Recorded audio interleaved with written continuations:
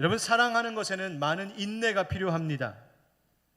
참 사랑이 무엇인지 가르쳐주는 고린도전서 13장에서는 줄곧 강조하는 사랑의 속성이 바로 오래 참는 것입니다. 사랑은 오래 참고, 또 사랑은 모든 것을 참으며, 그리고 사랑은 모든 것을 믿으며 모든 것을 바라며 모든 것을 견디느니라 라고 말씀하십니다. 사랑은 그토록 소망 중에 참고 견디며 인내하는 것입니다. 하나님 사랑, 이웃 사랑에도 이 진리는 그대로 적용되는 것 같습니다. 하나님 사랑의 인내가 필요한 것은 이 땅 가운데 수없이 많은 일들이 우리가 하나님 사랑하는 것을 방해하고 우리의 마음을 흔들어 놓을 때가 많기 때문입니다. 하나님보다 더 사랑하도록 유혹하는 것들이 많고 내 속에서 꿈틀거리며 올라오는 그 욕망을 우리는 끊어내며 살아야 하기 때문이지요. 때로는 세상의 여러 고단한 일들을 만날 때마다 과연 내가 하나님만 사랑하며 사는 것이 옳은가 회의감이 밀려올 때도 있고, 때로는 그것을 포기하게 만드는 일도 겪게 됩니다. 이웃사랑도 그런 것 같습니다. 다른 사람보다 내가 더 중요하고 나만 중요하게 여기려고 하는 내 마음의 그 유혹과 늘 싸워 이겨내야 하는 것이기 때문에 이웃사랑은 견디며 참는 것입니다. 타인을 위하여 나를 희생하고 내가 낮아져 섬김으로 사는 것과 또 서로의 그 허물과 연약함을 보면서도 사랑으로 그것을 덮어주고 오히려 그 소망을 갖는 것, 그것은 확실히 많은 인내가 필요한 사랑입니다. 그러나 그렇게 하나님을, 이웃을 인내하며 사랑하는 것이 우리가 도무지 해내지 못할 일만은 아닌 것은, 우리가 그렇게 참 사랑을 하면서 살 수 있도록 우리에게 먼저 그 풍성한 사랑을 부어주신 분이 하나님이시기 때문인 줄 믿습니다. 하나님이 모든 사랑의 원천이십니다. 그러므로 우리가 하나님, 내가 하나님을 최고로 사랑하기를 원합니다. 하나님, 내가 나 사랑하기보다 다른 사람 먼저 사랑하는 그런 삶을 살고 싶습니다. 주님 앞에 겸손히 구하는 자에게는 하나님께서 사랑할 힘도, 사랑할 수 있는 인내도 우리에게 부어주시는 줄 믿습니다. 여러분, 코로나 때문에 지금 닥쳐온 이 현실이 사실 우리를 실망하게 합니다. 그 안에서 견디기 어려운 일들을 만나고 우리에게 있었던 소망마저 빼앗기는 것 같은 이 시간입니다. 그래서 더 오래 참음이 필요합니다. 모든 것을 바라며 모든 것을 견디는 사랑이 필요한 때입니다. 오늘도 그 모든 어두운 것들을 헤쳐내고 소망 중에 인내하는 우리의 삶의 헌신, 그 수고가, 또 하나님 사랑, 이웃 사랑을 내가 고백하는 그 예배, 그 실천의 삶을 살아갈 수 있는 우리가 되기를 예수 그리스도의 이름으로 축원드립니다. 저는 지지난 주간 휴가 기간이었습니다. 요즘 같은 시국에 어딜 다녀올 상황도 아니니까 집에서 조용히 보내고 있었는데, 그런데 아이들 방학 기간이라, 물론 요즘 아이들 학기 중에 방학이라고 하는 것이 일반 생활과 별 차이가 지금 없는 때이긴 하지만요, 그래도 아이들 데리고 어디를 좀 다녀와야 되지 않을까 싶어 고민하다가 그동안 가고 싶었지만 미뤄두었던 미술 전시회를 좀 다녀왔습니다. 가까운 이 동네에 있는 아람누리 미술관에서 아주 좋은 전시회가 있다는 걸 알고 있어서 요즘 코로나 때문에 미리 예약하고 가야 되거든요. 그래서 예약을 해서 다녀왔습니다. 모네의 그림들도 있고 뜻밖의 샤갈의 작품, 로댕의 작품도 만날 수 있어서 너무 반가웠습니다. 그런데 그 전시회의 첫 번째로 관객들을 기다려주고 반가이 맞아주었던 작품은 다름이 아닌 밀레의 작품이었습니다. 여러분, 밀레 아시죠? 잘 아는 만종 혹은 이삭 줍는 여인들과 같은 유명한 작품을 그린 밀레, 그 밀레의 작품 중 하나가 있는 것을 보고 제가 들어서자마자 막 마음이 들떴습니다. 그 작품이 뭐였냐면 여러분 지금 보고 계신 바로 양떼를 치는 남자라고 하는 작품이었습니다. 이런 밀레는 자연주의 화가입니다. 많은 화가들이 사랑했다고 하던 프랑스 시골 마을 마르비종이라고 하는 곳에 거주하면서 당시 농민의 생활상을 담은 풍경화를 참 많이 그렸습니다. 그 중에 하나가 바로 이 목자의 그림인데요, 이 그림을 보면 밀레 작품에 자주 등장하는 그 넓은 들판이 펼쳐져 있고 그 위에서 풀을 뜯는 양들의 모습이 있습니다. 그런데 그 한가운데에 목자가 마치 산처럼 우뚝 서 있습니다. 그림 전체 크기와 전체 구도를 볼 때에 이 목자의 모습은 어쩌면 과하리만큼 한가운데에 굉장히 크게 우뚝 서 있습니다. 그 모습이 마치 버티고 서 있는 거목처럼 보이기도 하고, 큰 바위돌 같기도 하고, 높은 산처럼 그렇게 떡하니 중앙에 서 있습니다. 한 손에는 지팡이를 들고 있고요, 시선은 저 멀리 내다봅니다. 위험한 것은 없는지, 양들을 어디로 인도해야 하는지 미리 바라보는 것처럼 그렇게 이 목자의 두 눈은 먼 곳을 내다보고 있습니다. 이 작품을 해설하는 내용에 의하면 목자는 바로 양떼를 돌보시는 참 목자이시며 구원자이신 예수 그리스도를 묘사하는 것과 같이 보인다, 그렇게 해설하기도 합니다. 제가 그 그림 보니까 정말 그런 것 같더군요. 마치 굳게 서 있는 산처럼, 우뚝 서 있는 산처럼 목자는 그 양들의 틈에서 든든한 버팀목으로, 든든한 인도자로, 든든한 보호자로 서 있는 모습이었습니다. 여러분, 밀레가 이 그림들을 그릴 때에 당시 그가 살고 있던 그 농촌의 농민의 일상이라고 하는 것은 빈곤하고 고단하기 짝이 없는 삶이었습니다. 19세기 프랑스 산업혁명 이후에 정치적 혼란과 그 산업화로 인하여서 세상은 급격히 도시화되어 가고 있었고요, 사람들은 너무나 피폐해져 있고 지쳐 있었던 때입니다. 농민들은 가난했고 농민들은 힘들었습니다. 모든 일 하나하나가 거친 일들이었습니다. 밀레 역시도 그림을 그리면서 겨우 빵 한 조각 살 수 없을 만큼 그렇게 가난했고, 겨우 그림을 그려서 생계를 근근히 이어갈 뿐이었습니다. 그래서 그 농토의 지주들이 추수 후에 일하는 그 소작농들에게 선심을 베풀겠다고 흘리고 간 이삭, 그 이삭 주워다가 자식들 먹이겠다고 애써 허리 굽히는 여인들을 그린 그림이 바로 이 이삭 줍는 여인들입니다. 아픔이 있는 그림입니다. 또 그 어려운 생활 중에도 얻게 하신 그 작은 수확에 너무너무 하나님 앞에 감사하면서 기도하는 경건한 부부의 모습을 그린 그 밀레의 유명한 작품이 바로 만종이라고 하는 작품입니다. 이처럼 농민들이 고단하게 지쳐 힘들게 살아가는 일상 속에서 어떠한 모습으로 살아가는지를 밀레는 그려내고 있었습니다.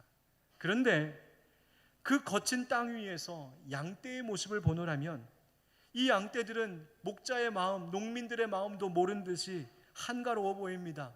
풍족히 잘 먹고 있는 것 같고요, 평안해 보이고 굉장히 안전해 보입니다. 왜 그럴까요? 바로 저 가운데 서 있는 든든한 산과 같은 목자 때문입니다. 목자가 있는 한 양떼는 안전합니다. 저는 이 그림을 보고 전시회 내내 찬양 한 구절이 마음속에 떠올랐었습니다. 안개가 날 가리워 내 믿음 흔들리려 할 때. 여러분, 이 찬양 아시는 분들은 함께 이 찬양 불러보면 좋겠습니다.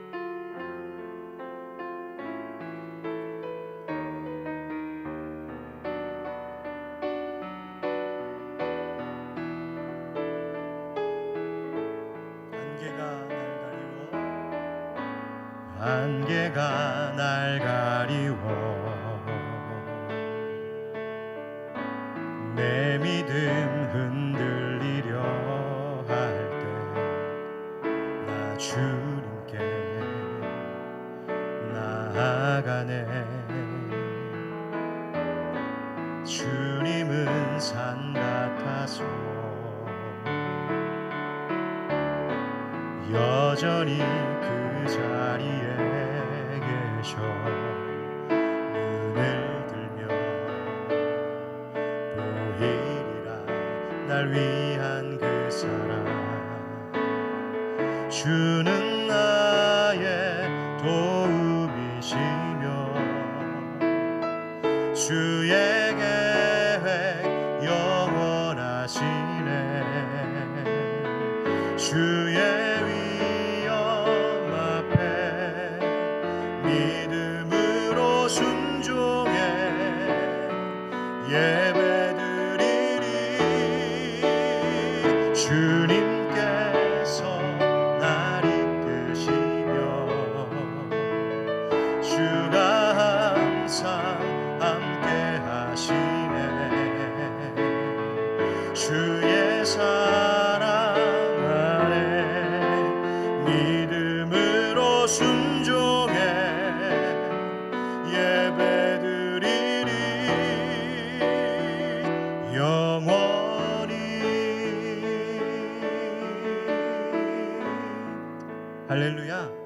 아멘.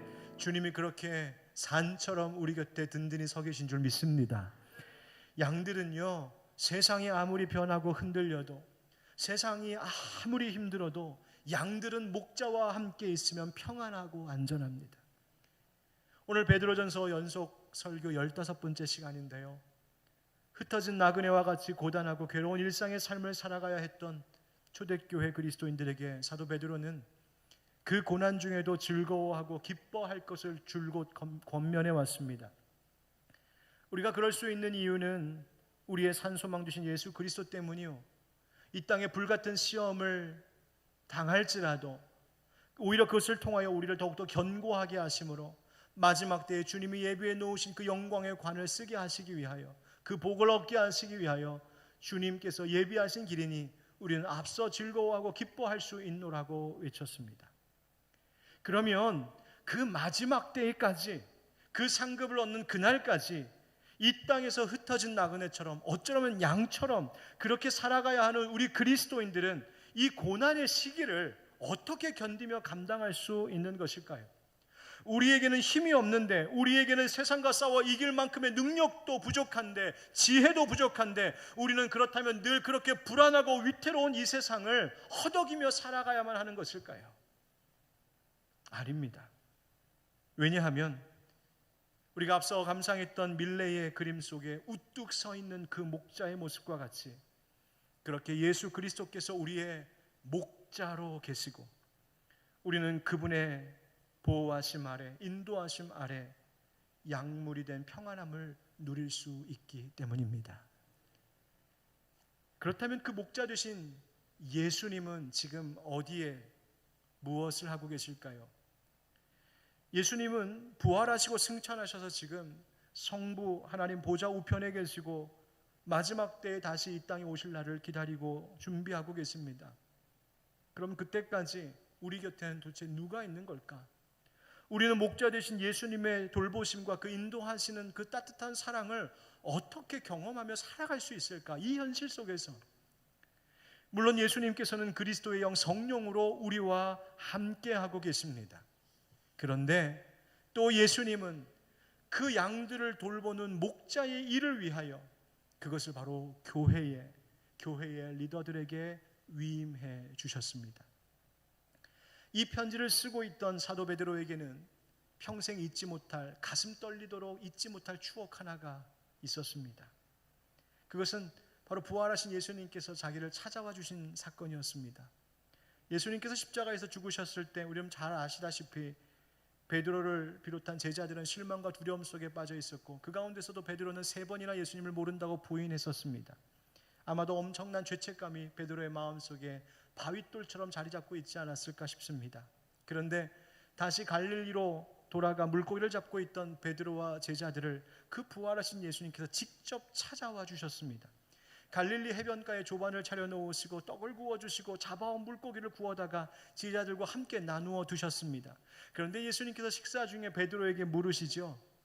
요한의 아들 시몬아, 네가 이 사람들보다 나를 더 사랑하느냐?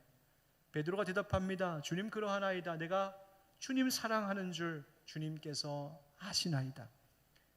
그런데 그런 질문이 3번이나 연거푸 반복되었습니다. 3번이나 물으시는 예수님의 질문에 베드로는 성경에 보니까 근심했다 이렇게 되어 있습니다. 마음이 불안해지고 슬퍼졌다는 뜻입니다. 여러분 생각해 보세요. 사랑의 대화가 오고 갔습니다. 그런데 왜 베드로의 마음속에는 그 근심이, 불안함이 밀려왔던 것일까요? 그것은 질문이 거듭될수록 베드로는 자기의 실체가 어떠한지를 볼 수 있었기 때문일 겁니다. 과연 내가 정말 예수님을 사랑하고 있을까?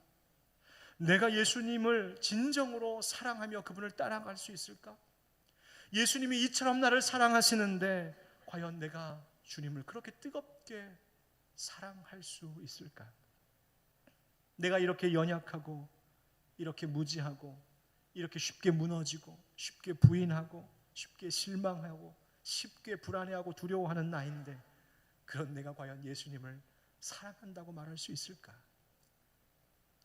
그런데 여러분, 사랑의 원천이 누구라고 말씀드렸었죠? 사랑의 원천 하나님이십니다. 하나님이신 예수님께서 베드로를 그 순간 사랑으로 회복시키시고 붙들어 주십니다. 베드로에게 그의 남은 삶의 목적과 사명을 명령하시는데요, 이렇게 말씀하시죠. 우리 요한복음 21장 17절 함께 읽어보겠습니다. 시작. 세 번째 이르시되 요한의 아들 시몬아 네가 나를 사랑하느냐 하시니 주께서 세 번째 네가 나를 사랑하느냐 하심으로 베드로가 근심하여 이르되 주님 모든 것을 아시오매 내가 주님을 사랑하는 줄을 주님께서 아시나이다. 예수께서 이르시되 내 양을 먹이라. 아멘. 예수님께서 베드로의 그 인생, 실패하고 무너지고 상처받은 그 인생에게 예수님께서 주신 말씀은 무엇이었냐면 놀랍게도 내 양을 치라, 내 양을 먹이라 하시는 말씀이었습니다. 아마도 이 말씀 한마디에 베드로는 자신 속에 있었던 그 모든 실망과 죄책감의 무게를 훌훌 털어버릴 수 있지 않았을까 싶습니다. 여러분 기억하십시오. 여러분의 마음 가운데 있는 이 실망과 죄책감 또는 실패로 인한 아픔과 상처들, 여러분 치유받기를 원하십니까? 그렇다면 베드로 한번 보십시오. 주님의 사명 주심이, 그 사명 앞으로 베드로를 부르심이 곧 치유였다는 사실을 기억하시기 바랍니다. 여러분, 내가 다 치유받고 내가 건강해지고 내가 평안해진 다음에 사명의 자리로 주님이 부르시는 것이 아닙니다. 여전히 상처투성이이고 여전히 실망의 자리에 주저앉아 있고 여전히 부족하고 여전히 죄인인 나인데, 그런 나에게 주님께서 사명 주시고 부르심으로 그 부름 앞에 순종하며 나아가기 시작할 때에 그때 우리 속에 그 아픔들을 치유하시는 은혜가 시작되는 것입니다. 여러분, 저는 이 사실을 얼마나 자주 경험하고 깨닫는지 모릅니다. 그만큼 죄 많고 상처 많고 그만큼 연약하고 무지한 사람이 바로 이 앞에 있는 목사 저이기 때문입니다. 그런데 놀랍게도 주님은 저 같은 사람에게 목회자의 사명을 주셨고 이 귀한 하늘빛 광성교회를 맡기십니다. 부끄럽게도 여전히 저는 부족하지만 그 사명의 길을 가고자 할 때에 그 여정 속에서 놀랍도록 이 부족한 종을 만져주시고 치료하시고 그때그때마다 일으켜주시는 놀라운 은혜의 손길을 경험하며 여기까지 오고 있습니다. 여러분, 그리스도인에게 있어서 특효의 치료약은 바로 부르심입니다. 내 양을 치라, 내 양을 먹이라. 회복되기를 원한다면 그 명령에 내가 먼저 순종해야 합니다. 사도 베드로는 바로 그때의 일을 추억하며 이제 그 양들을 돌보는 사명을 교회와 그리스도인의 그 리더들에게 나누어 주고 있습니다. 1절과 2절 상반절에 너희 중 장로들에게 권하노니 나는 함께 장로된 자요 그리스도의 고난의 증인이요 나타날 영광에 참여할 자니라. 너희 중에 있는 하나님의 양 무리를 치되. 아멘. 여러분, 여기서 장로들이라고 하는 것은 지금 조직이 다 만들어진 오늘날 교회의 이 장로직을 그 직분으로 받은 분들만 두고 하는 이야기는 아닙니다. 초대교회 당시 아직 교회의 직분이 조직적으로 세워지지 않았고 목사와 감독과 장로라고 하는 이 이름들이 구분이 없었던 때에 교회를 돌보고 목회와 목양의 책임을 맡았던 당시의 모든 리더들을 두고 하는 말이 장로들입니다. 처음 교회가 시작되던 이 신약시대, 바로 장로, 목사, 감독은 이 양떼를 돌보는 동일한 책임을 부여받은 사람들을 일컫는 호칭입니다. 오늘 말씀은 그들의 돌봄을 받고 있는 이 성도들, 모든 교회의 성도들을 양무리라고 말하고 있습니다. 그런데 주목할 것은 그 양무리가 누구의 양무리라고 하고 있습니까? 누구의? 하나님의. 여러분, 여기서부터 출발하는 것입니다. 교회의 사명을 맡은 리더들의 바른 정신과 태도는 바로 여기에서 출발하는 것이고요, 또 그들을 따르면서 함께 나아가는 양들의 바른 자세도 여기서부터 출발하는 것입니다. 교회는 하나님의 양무리이지 목사의 소유가 아닙니다. 교회는 장로들과 몇몇 소수의 리더들의 소유가 아니라, 그들 마음대로 할 수 있는 것이 아니라 하나님의 소유된 양무리입니다. 뿐만 아니라 그렇기 때문에 목양을 맡은 자들뿐만 아니라 하나님의 양무리, 그 맡기신 그 양무리들도 그 사명을 받은 자들, 그들을 따를 때에 우리가 하나님께 속한 양무리인 줄 알고 하나님의 뜻에 순종하듯 교회와 맡기신 리더들에게 순종해야 합니다. 바로 이 점을 가르치고 있는 것이 오늘의 본문입니다. 그 첫 번째 한번 따라하겠습니다. 성도는 그 다음입니다. 성도는 목자의 사명에 성실해야 합니다. 여러분, 앞서 말씀드린 것처럼 예수님은 목자의 사명, 목자의 이 목양의 사명을 교회에 위임하셨습니다. 그리고 그 가운데 목양의 책임을 맡은 사람들, 목사, 장로, 집사, 권사, 또 우리 교회 같은 경우는 목자, 부목자, 또 소그룹 리더들, 교회학교 교사들, 다 목양의 책임을 맡은 사람들입니다. 그들을 통하여 하나님의 양물이 된 성도들을 돌보게 하셨단 말입니다. 그런데 여러분, 목자가 없는 양은 기진하고 고생합니다. 마태복음 9장 36절에 예수님께서 당시 백성들이 목자 없는 양 같아 고생하여 기진하는 모습을 보며 불쌍히 여기셨다고 성경에 기록되어 있습니다. 목자 없는 양은 기진합니다. 그러나 양무리는 돌보는 목자가 곁에 있을 때에 안전합니다. 마치 밀레의 그림 속의 양떼를 치는 목자와 같이 우뚝 선 산처럼, 큰 바위처럼 그렇게 든든하게 믿을 만한 목자가 서 있을 때에 양떼는 건강하고 평안한 법입니다. 여기 앞에 서 있는 저와 같은 목사와 또 이 교회 교역자들과 또 이 교회에 세우신 일꾼들이 바로 목자의 사명을 받았습니다. 임직하게 되실 장로님들, 교회의 안수집사님, 권사님들, 목장의 목자, 부목자들, 교회학교 교사들, 그뿐 아니라 각 봉사 부서의 모든 장들과 리더들에게는 기본적으로 목양의 사명이 있습니다. 예배를 안내하고 주차를 안내하는 봉사자들도 그 팀장들에게, 그 리더들에게 목양의 사명이 있습니다.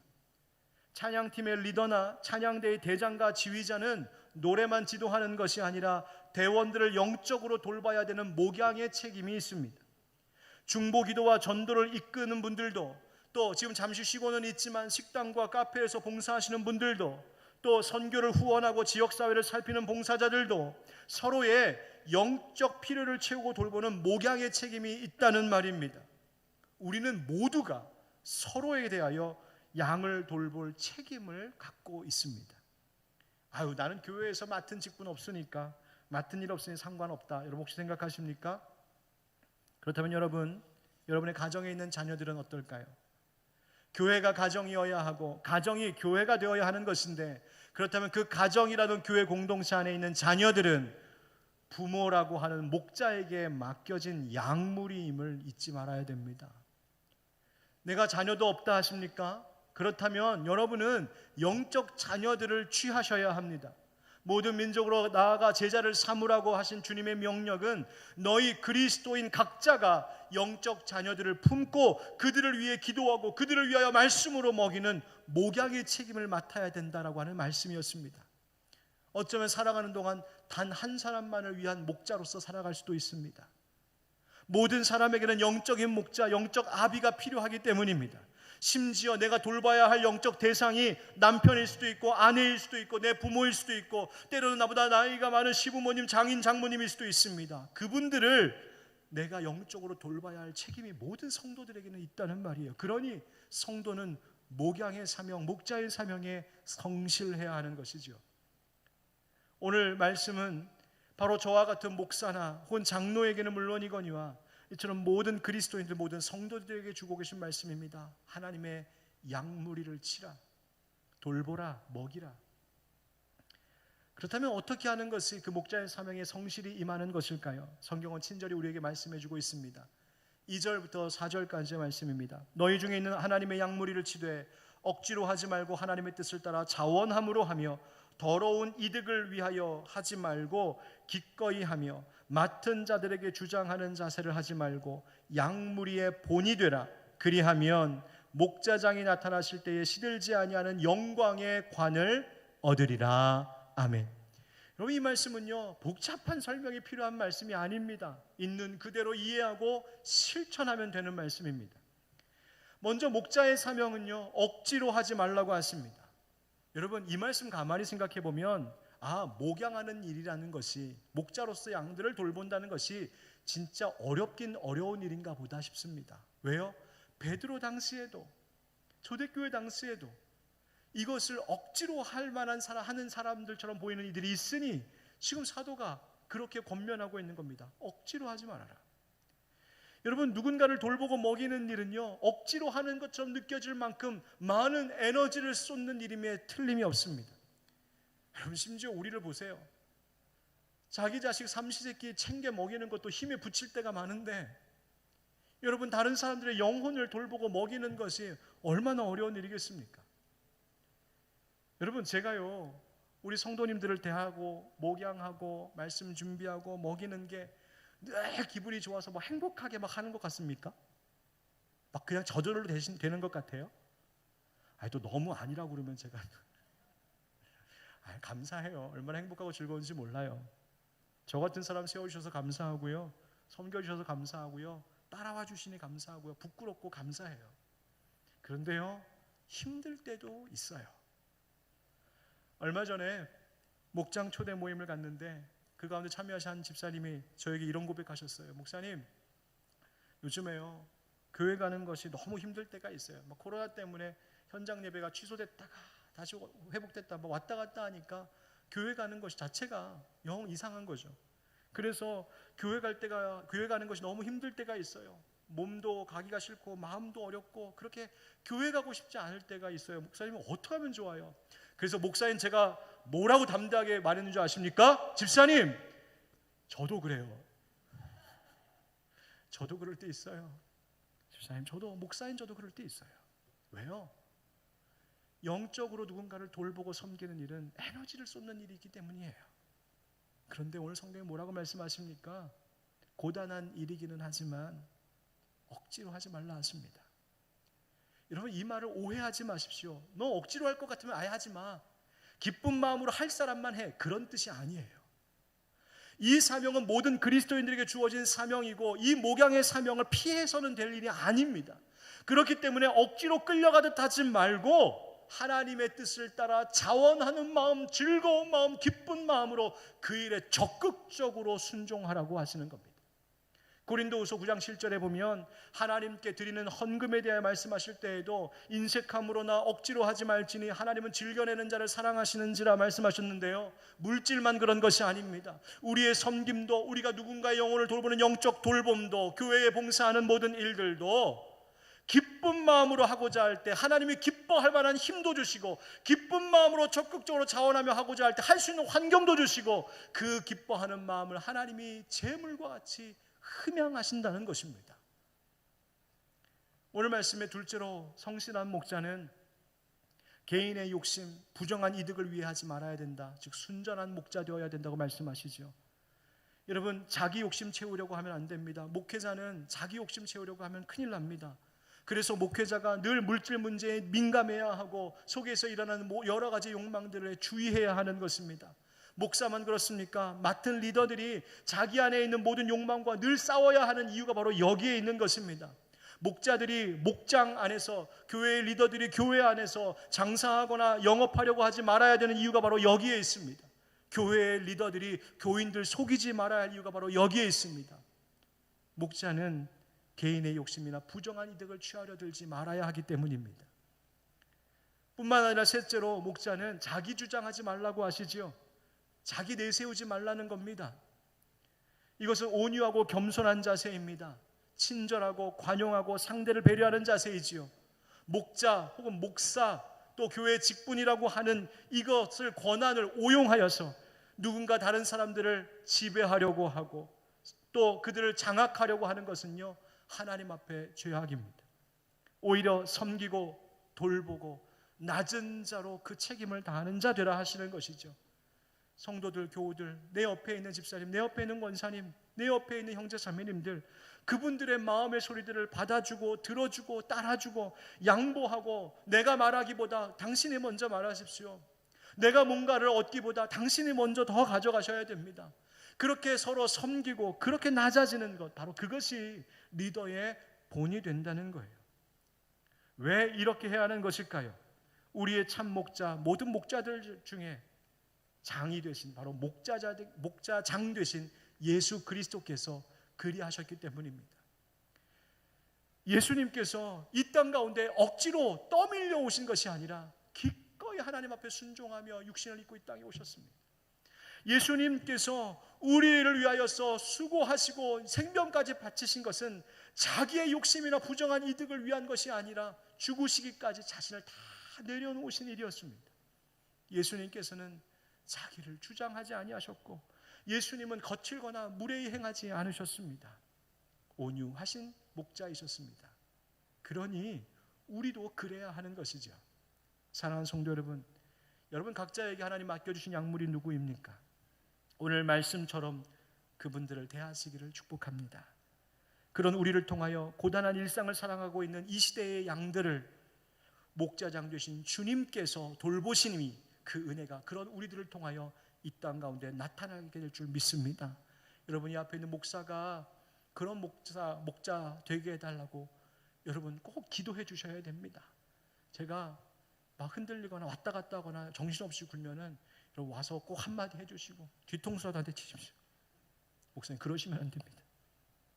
우리 교회가 그렇게 되게 해달라고 기도하십시오. 왜냐하면 마지막 때에 우리는 하나님께서 예비해 두신 그 영광의 관을 얻어야 하기 때문입니다. 여러분 목자들에게만 사명이 있을까요? 아닙니다. 따르는 자들에게도 사명이 있습니다. 그 사명이 뭘까? 함께 따라하겠습니다. 따르는 자에게는 순종과 겸손이 사명입니다. 목자에게는 그들을 지도하고 돌보고 이끌고 가는 것이 사명이고 그 일을 성실히 행하는 것이 순종이라고 하면, 그것이 사명이라면, 따르는 자들에게는 그 목자들, 그 리더들을 잘 따르고 순종하는 것이, 그 겸손함이 사명입니다. 겸손이 사명입니다. 양들이 안전하려면 목자를 잘 따라야 하지요. 양들이 따르지 않는 목자는 그 존재가 소용이 없는 법입니다. 지도자의 권위와 지도력은 하나님께서 분명 기름 부어 세우시는 것임에 틀림이 없지만, 그 권위와 지도력이 잘 유지되고 바르게 자리 잡고 공동체에 좋은 영향력을 미치려면 따르는 무리의 태도 또한 매우 중요하여 따르는 이들의 지지를 얻어야 그것이 견고해지는 법입니다. 그러므로 양들에게 있어서 순종과 겸손은 그 공동체를 위한 사명입니다. 5절과 6절 말씀에 젊은 자들아 이와 같이 장로들에게 순종하고 다 서로 겸손으로 허리를 동이라. 하나님은 교만한 자를 대적하시되 겸손한 자들에게는 은혜를 주시느니라. 6절 같이 읽겠습니다. 시작. 그러므로 하나님의 능하신 손 아래에서 겸손하라. 때가 되면 너희를 높이시리라. 아멘. 여기서 젊은 자들이란 그냥 나이가 젊은 어린 사람들, 육체적으로 어린 사람들만 두고 하는 말이 아닙니다. 여기서 젊은이라고 하는 것은 교회의 모든 권위 아래에 있는 사람들을 두고 하시는 권고의 말씀입니다. 즉 교회의 모든 성도들, 하나님을 따라야 하고 교회의 리더들을 따라야 되는 모든 성도들을 두고 하시는 말씀입니다. 어떻게 하라고 합니까? 먼저 순종하라 하십니다. 순종하라. 프란시스 셰퍼라고 하는 기독교 철학자이자 목회자인 이분은 뭐라고 말했냐면, 창조주를 향한 피조물의 사랑에는 반드시 순종이 있어야 합니다. 그렇지 않으면 그것은 의미가 없습니다. 즉 순종이 없는 사랑은 의미 없다는 것입니다. 성경의 가르침 그대로지요. 순종이 제사보다 낫다 하신 말씀입니다. 순종이 제사보다 낫다. 존 비비어라고 쓰신 순종이라고 하는 제목의 아주 유명한 책이 있습니다. 여러분 아마 많이 읽어보셨을 겁니다. 이분이 교회의 팀에서 함께 목회 사역하는 중에 함께 일하는 동료들끼리 사이에서 불만이 터져 나오기 시작했답니다. 교회의 목회자를 통하여서, 아마 담임 목사님이겠죠, 목회자를 통하여서 얻는 영적인 공급에 아쉬움이 컸던 모양입니다. 그래서 우리는 더 이상 배울 게 없다, 우리는 여기서 공급을 받지 못한다, 공급이 없다 하는 말들이 그 공동체 안에서, 그 팀 안에서 일어나기 시작한 겁니다. 이 문제를 두고 이 저자가 몇 기도하는데 성령님께서 단호히 깨우쳐 주시기를, 야, 문제는 네 목사가 아니라 너야. 네가 문제야. 문제는 너한테 있어. 그러시더랍니다. 너무 기가 막혀서 믿을 수가 없었답니다. 아니 하나님, 왜 저한테 문제가 있는 겁니까? 성실히 일했고 교회에서 시키는 거 다 했고 열심히 수고했습니다. 누가 봐도, 객관적으로 누가 봐도 지금 부족합니다. 그런데 왜 제가 문제라고 하십니까? 그때 성령님께서 이 저자에게 깨우쳐 주신 말씀이 이사야서 1장 말씀인데요. 이런 말씀입니다. 여러분 같이 읽어볼까요? 시작. 너희가 즐겨 순종하면 땅의 아름다운 소산을 먹을 것이요 너희가 거절하여 배반하면 칼에 삼켜지리라. 여호와의 입의 말씀이니라. 아멘. 순종하라 하시는 말씀. 순종하면 아름다운 땅에 순종하면 그 땅의 아름다운 소산을 먹을 것이다. 잘하는 말씀이죠. 그래서 기도했답니다. 하나님, 저 이 말씀 압니다. 그리고요, 이 말씀대로 제가 얼마나 열심히 순종했는데요, 얼마나 우리 리더인 담임 목사님에게 얼마나 순종했는지, 얼마나 열심히 시키는 대로 다 했는지 모릅니다. 그러자 성령님께서 다시 깨우쳐 주시기를, 하지만 너는 이 사역에서 다 시키는 일들을 하고 순종하고 있지만 너희가 순종하면 땅의 아름다운 소산을 먹을 것이다. 나는 이렇게 말하지 않았다. 뭐가 차이입니까? 너희가 즐겨 순종하면. 너는 순종했지. 열심히 말 들었고 잘 따랐지. 최선을 다했지. 순종했지. 그런데 즐겨 하진 않았잖아. 그 책망을 주시더랍니다. 그때 문득 어릴 적 자기의 경험이 생각나더라는 거예요. 자기가 어렸을 때 동네에 쓰레기 버리러 나가는 날이 항상 목요일이었답니다.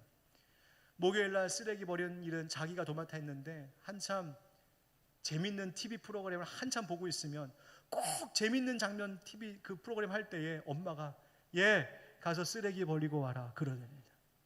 꼭 저도 집에서 그렇습니다. 꼭 재밌는 거 할 때 쓰레기 버리고.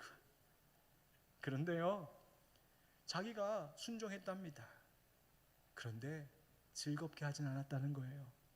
툴툴거리면서 불평하면서, 엄마는 왜 맨날 이렇게 재밌는 프로 할 때 꼭 시켜가지고, 왜 하필 이 동네 쓰레기 버리는 날은 목요일이어가지고, 툴툴거리며 순종했다는 거예요.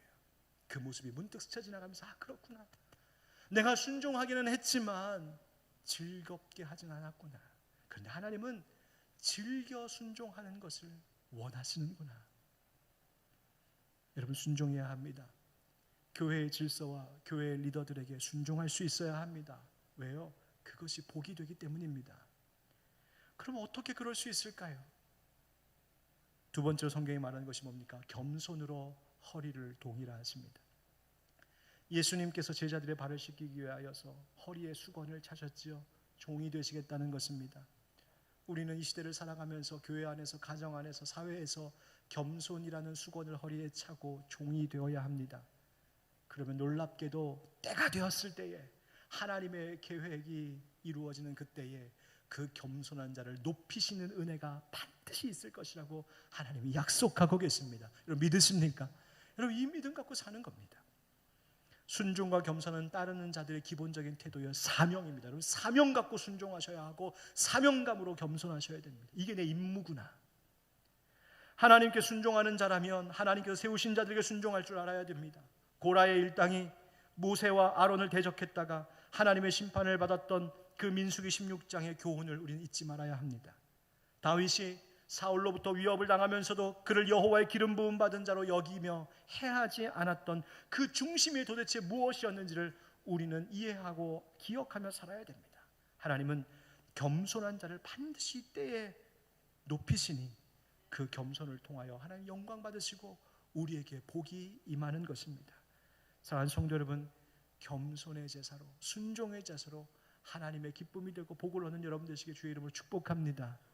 7절 말씀이 마지막이 이렇게 마무리가 됩니다. 같이 읽어보실까요? 시작. 너희 염려를 다 주께 맡기라. 이는 그가 너희를 돌보심이라. 아멘. 염려가 많은 세상입니다. 가정에도 걱정할 것이 많고요, 교회에도 걱정할 일들이 사실 현실적으로는 있습니다. 나라를 보십시오. 걱정할 일이 태산처럼 쌓여 있습니다. 도대체 하나님의 돌보심은 어디에 있는 것일까? 목자 되신 주님의 인도하심은 도대체 어디에 있는 것일까? 그런데 오늘 성경이 말합니다. 목자의 사명을 맡은 자들이 그 일에 성실히 예수님 따라, 목자장 되신 예수님 따라 그 일 감당하고, 따르는 자들이 순종과 겸손으로 그 사명을 다하면 너희를 통하여, 교회를 통하여, 믿는 자들을 통하여 하나님의 돌보심이 나타날 것이라고요. 사랑하는 성도 여러분, 어려움이 많은 이때에 돌보는 자나 따르는 자나 예수 그리스도 안에서 한 마음이 되어 이 어려운 시대를 잘 이겨나가고 하나님의 돌보심의 은혜를 누릴 수 있는 우리 하늘빛 광성교회에 속한 모든 성도님 되시기를 예수님의 이름으로 축원드립니다. 아멘. 우리 함께 이 찬양 하면 좋겠습니다. 선한 능력으로. 아마 예배 전에도 함께 찬양하셨었지요. 우리 이 찬양 함께 부르고 잠시 기도하겠습니다.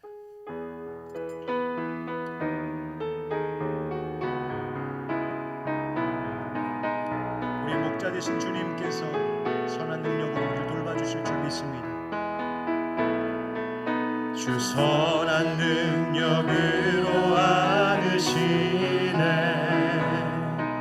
그 크신 팔로 날 붙드시네. 절망 속에도 흔들리지 않고 사랑하는 주 얼굴 이전의 괴로움 날에 이전의 괴로움 날 애워싸고 고난의 길을 걷는다 해도 주님께 모두 맡긴 우리 영혼 끝내 승리의 날을 맞으리. 아멘. 선한 능력으로 일어서리 주만을 지으리 믿음으로 우리 고대 안에 주 오실 그날